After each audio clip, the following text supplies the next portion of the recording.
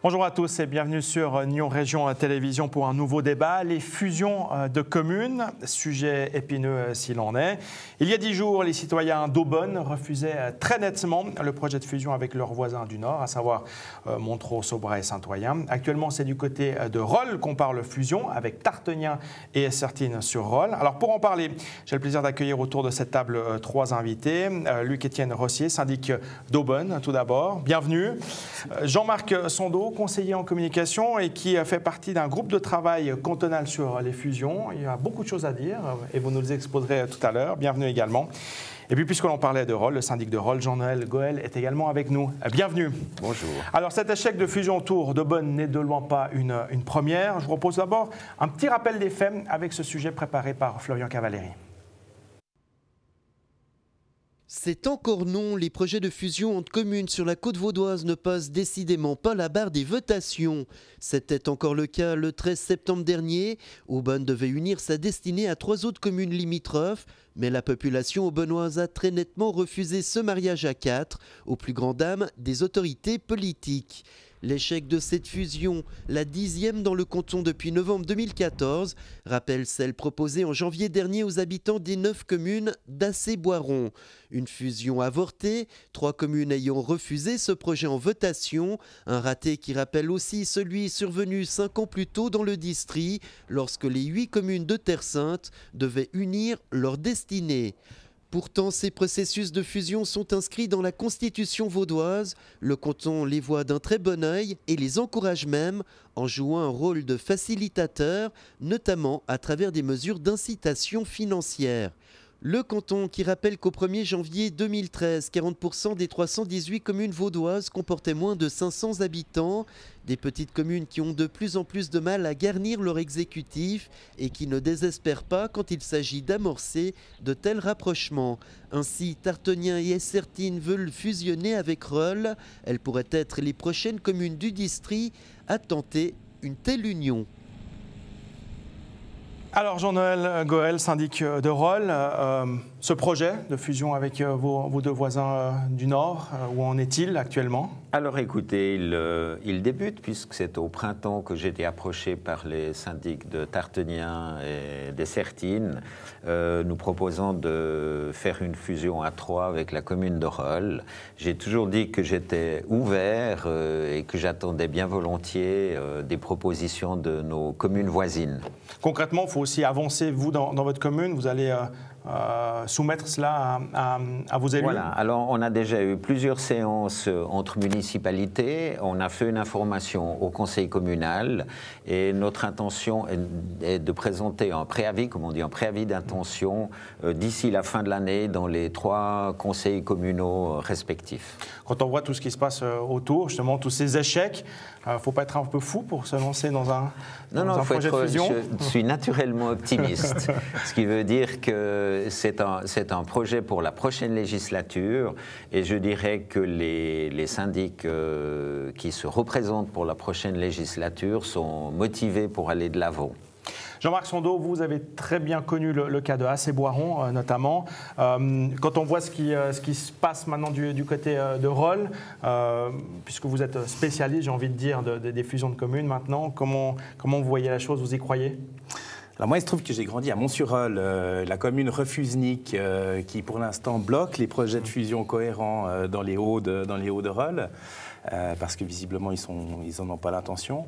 Moi, j'ai envie de leur souhaiter bonne chance. J'espère vraiment que ça marche, que le district de Nyon arrive une fois à aboutir à un de ces projets de fusion, parce que l'image que le district a dans le reste du canton, elle n'est pas terrible quand même. C'est un peu ces nantis qui se plaignent la bouche pleine et qui n'arrivent pas à se fédérer pour aboutir. Mais honnêtement, si je devais évaluer le niveau de risque ou le niveau de succès sur la base des autres expériences fusion, le niveau de risque est assez élevé. À Tartenien, commune de 240 habitants, chaque fois qu'ils ont un conseil général, il y a au moins entre 50 et 60 personnes qui y viennent. Donc, il y a une implication démocratique très importante. Il y a un attachement à leur commune extrêmement important. Il y a des familles historiques et influentes qui ont toujours dit leur opposition à ce genre de projet. Alors, paradoxalement, et ça, la commune de Norol n'y peut rien, mais il faudrait vraiment que Tartenien clarifie son intention, même si les élus ou même si ceux qui se déplacent au Conseil général donnent des signaux positifs, ce qu'ils ont visiblement fait avant l'été, ça reste une commune quand même délicate. Et puis même la commune de Rolle, là, Aubonne a ouvert un nouveau front, puisque maintenant, même les grandes communes commencent à dire non aux petites quand ils estiment qu'elles ne sont pas suffisamment mariables ou qu'elles n'apportent pas assez de dot, ce qui est une première cantonale quand même qui a été faite là aussi sur la côte. Donc c'est vrai que c'est compliqué de fusionner partout, mais à l'ouest, en tout cas à l'ouest d'Aubonne, tout a échoué tout le temps. Et c'est vraiment une zone à risque pour les fusions. Alors, Monsieur Rossier, un syndic d'Aubonne, justement, ça a été un coup dur, un coup très très dur pour vous il y a une dizaine de jours. Comment vous l'avez vécu? Comment vous le vivez maintenant avec un léger recul? Alors bien sûr, je le vis de deux manières différentes. Sur le moment, j'ai été abattu, il faut le dire honnêtement, avec toute ma municipalité. Et d'ailleurs, les 3 autres municipalités aussi. J'ai même vu 2 syndics être en pleurs. Mais aujourd'hui, je dois dire qu'on va rebondir, on va préparer quelque chose de neuf, on va réfléchir différemment de ce qu'on a fait jusqu'à présent. Et puis, on va continuer, nous, à rayonner et à être ouverts aux autres communes. On ne va pas se laisser abattre par cet échec. Ce qui était nouveau, effectivement, dans votre cas, c'est que d'habitude, c'était plutôt les petits qui étaient un peu réticents, pas forcément la plus grande commune, la plus grande ville représentée. C'est ce qui vous a d'autant plus surpris, justement.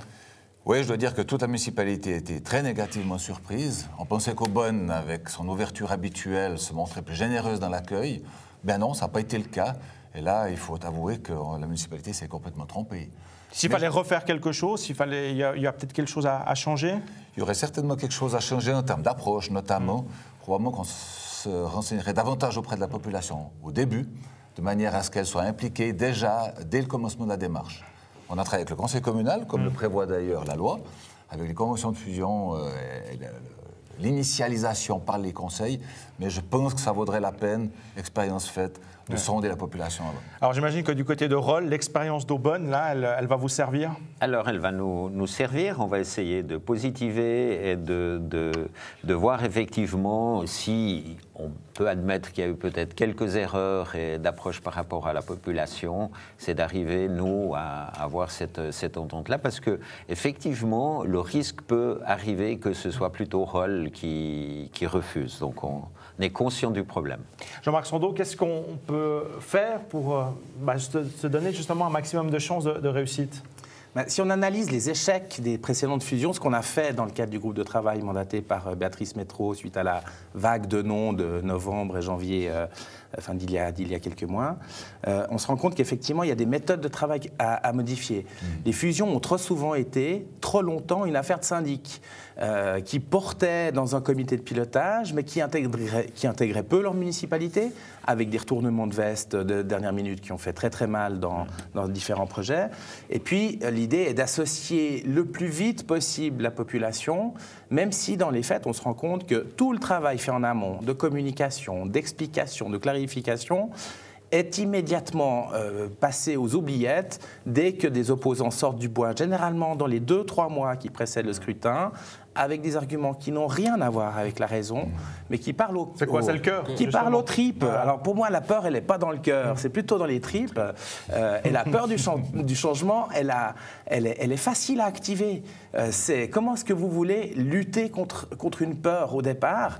Leur tâche est relativement facile. Vous voyez autour de cette table, vous voyez des opposants à des fusions. Je ne doute pas une seconde que vous avez essayé d'en inviter, mais ils n'y participent jamais. Ils arrivent avec une efficacité entre l'investissement que ça demande et le résultat, qui n'a rien à voir avec le travail des autorités, qui travaillent pendant des années pour évaluer, pour répondre à ces questions. Et puis, c'est détruit en quelques mois par des opposants qui savent très très bien manier l'émotion et surtout d'agiter des peurs qui sont difficiles à contrer. Mais c'est la peur de quoi, justement? C'est la peur de perte d'autonomie, perte d'indépendance, de plus être citoyen de son petit village depuis l'enfance. Qu'est-ce qui motive ces opposants?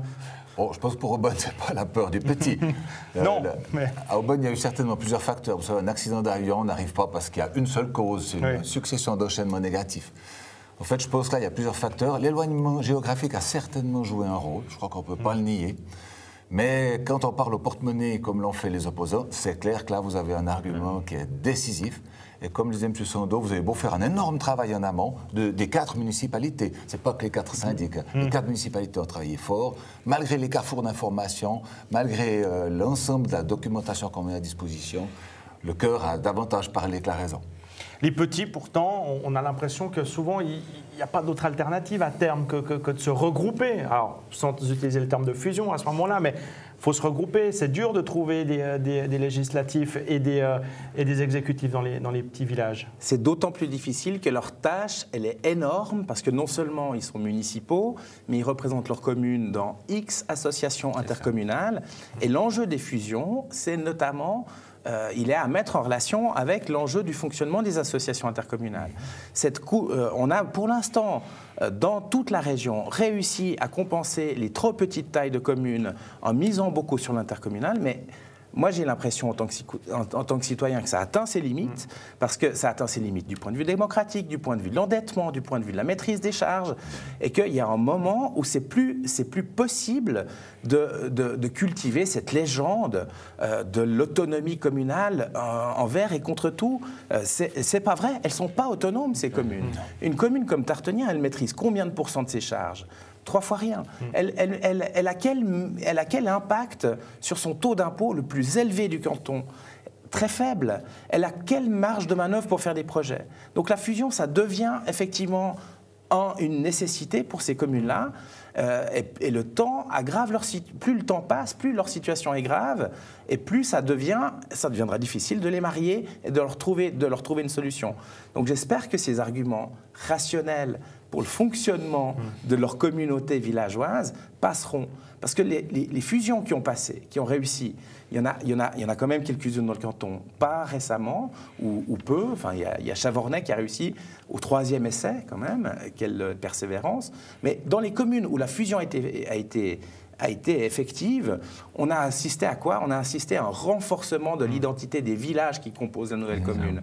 C'est très clairement le cas à Oron, c'est clairement le cas à Valbrois, enfin dans beaucoup de lieux. Donc c'est un démenti cinglant à toutes les peurs véhiculées par les opposants, mais pourtant, elles ont dans l'isoloir beaucoup plus d'impact que les éléments rationnels. Parmi les cas positifs, justement, puisqu'il n'y a pas eu que des refus, il y a aussi assez récemment, pas trop loin d'ici, Échichon, 4 villages qui ont fusionné. Vous avez eu des discussions déjà avec eux et ça se passe plutôt bien? Alors, on a eu plusieurs contacts avec le syndic d'Échichon. Il est venu présenter aussi son programme et comment est-ce qu'il avait fusionné, quels étaient les processus devant nos municipalités.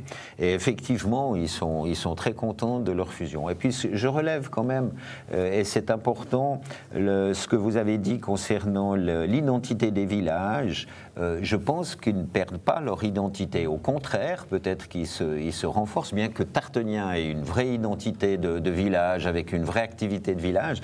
Mais j'entends, il faut leur faire passer ce message-là. Et ce que j'ai un tout petit peu peur, c'est que le débat après dévie sur le côté financier très vite, il va dévier là-dessus.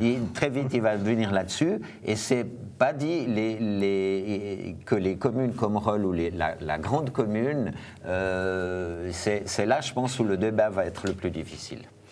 Monsieur Sando, vous avez fait un rapport pour la conseillère d'État par rapport à justement tout ce qui a été vu, entendu, lu ces derniers temps dans les communes.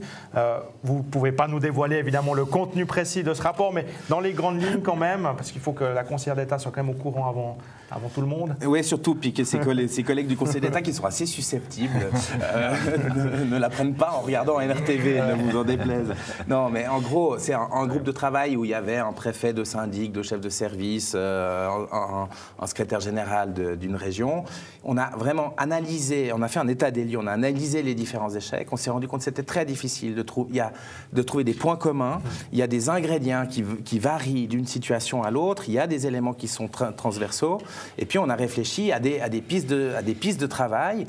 Il n'est pas question de révolutionner les processus démocratiques et constitutionnels, parce que franchement, si on allait devant le peuple pour modifier la Constitution, pour favoriser les fusions de communes, je doute qu'on ait des chances de succès. Par contre, il y a effectivement peut-être des améliorations à amener dans les plafonds d'aide, toute une série d'éléments techniques que l'État peut faciliter. Et puis, je pense, mais ça, c'est le point qui sera délicat au niveau du Conseil d'État, c'est une clarification, un renforcement du message politique. Que veut le gouvernement vaudois en matière de politique communale? Nous avons tenté aussi de mobiliser l'UCV et l'ADCV en disant, mais peut-être que vous pourriez prendre une position. Vous êtes plein de membres qui se sont investis corps et âme pendant des années et qui se sont pris des claques au dernier moment. Est-ce qu'il y a un moment où ce débat va prendre corps chez vous plutôt que l'intercommunal à tout prix? Je dois avouer que pour l'instant, la réponse de l'UCV comme de l'ADCV était très clairement négative. Ils n'ont pas envie de se saisir de ça. Je doute que ça peut aussi être le cas du gouvernement vaudois. Donc on verra, mais c'est le député Rossier qui sera certainement amené à voter ces propositions qui seront faites. Bien, merci beaucoup Jean-Marc Sandeau. Pour conclure rapidement, M. Rossier, vous l'avez dit, vous allez rebondir. Oui. C'est quoi votre petite idée? Ah, je ne peux pas vous la dévoiler ici. Mais c'est clair qu'on ne va pas se laisser abattre par cette situation. On y réfléchit.